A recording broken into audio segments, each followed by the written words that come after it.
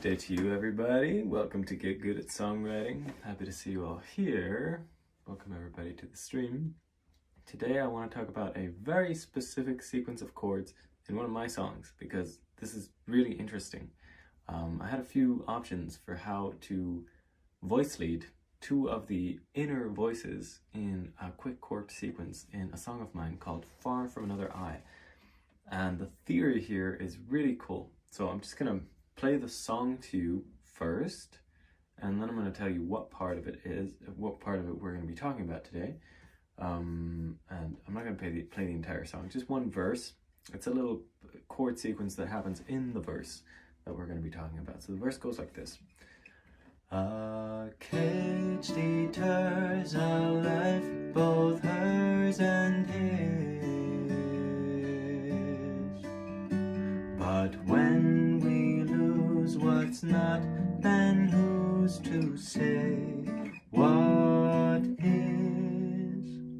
Liberty is not a virtue, you're not alone.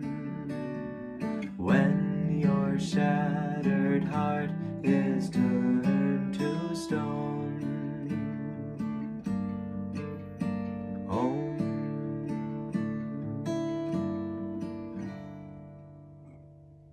Excuse me. So what we're going to be talking about is this little then who's to say what is. It's a super cool chord sequence. Basically it goes from a B minor and climbs its way up through the C sharp here.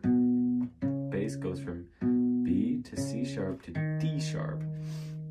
And the reason I'm calling this D sharp here and not an E flat is because it becomes a part of a B major chord, a B dominant 7th chord, or a B major triad with a dominant 7th. So it's the major third of a B here. The B starts out with a minor third, and then it ends up with a major third before resolving to the E minor. But it's a little more complicated than that.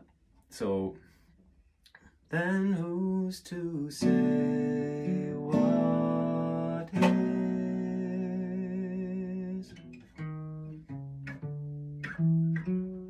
That's basically what happens. Say what is. But in order to keep things a little more fresh in the guitar arrangement, I played it like this. Say what is.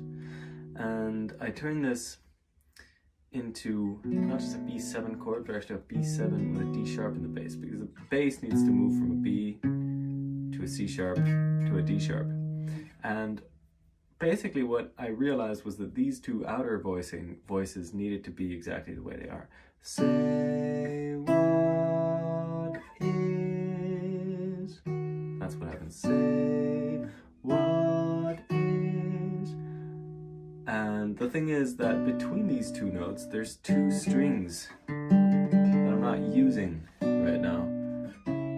And there's a few different ways of harmonizing this with these voices in between these two.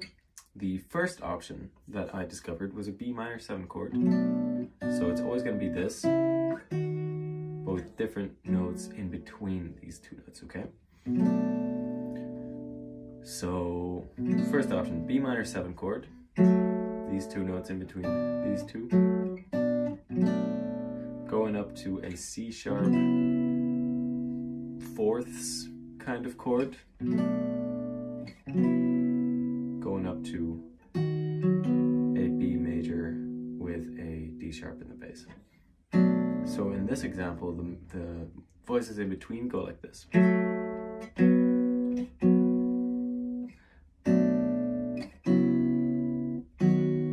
Make sense? Plus.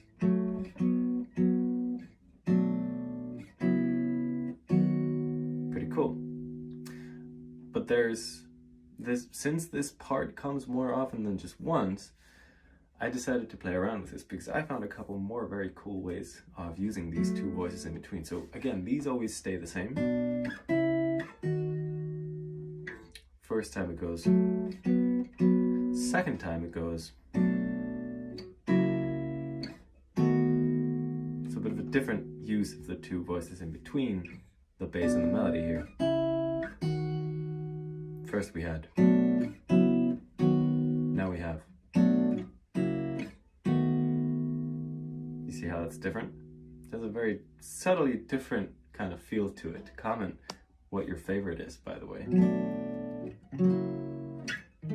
Versus, this one's more neutral for me. This one's a little more strong. It has a little more functional harmony happening in the voices in between. So basically what happens with the voices in between is this.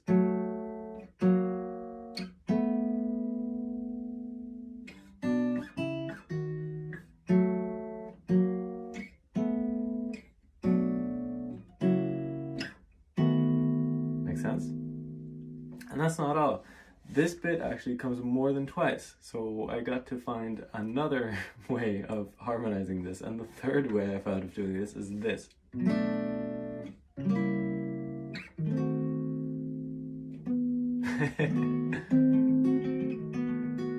So using two diminished chords here, B minor 7, C sharp diminished 7, D sharp diminished 7, resolving to a B7 with a D sharp in place. So this is the flat 9 up here, resolved to the root of the chord. So which one do you prefer? Do you prefer, or no, actually let's look at what the voices in between are doing in this one. They go like this. It's perhaps the smoothest one. It just has minor thirds going up like this, a half step and a whole step. Make sense? So we've got three ways of playing this motion. Say what is, say what is, say what is, say what is. Comment your favorite, 1, 2, or 3. And I will see you next week for another episode of Get Good at Songwriting. Thanks for joining. Hope that was useful. And comment links on this post if you want access to the free offers I have. I have a bunch of free songwriting offers, a little collection of courses that will be useful for you if you want to dive into the intuitive and structural aspects of songwriting, music theory in relation to songwriting. That's what I specialize in. And if you want to work with me on your songwriting one-on-one, then there's an option to do that as well. If you're on Facebook or YouTube right now, then the link is to be found somewhere in the description. Also, if you want to find my music, the links for that are in the description of this live on YouTube and Facebook. If you're on Instagram, you need to comment links, and I will DM them over to you, since there are no live stream descriptions available on Instagram, sadly. And that said, again, hope that was useful, and see you same time next week. Mwah. Thanks for joining.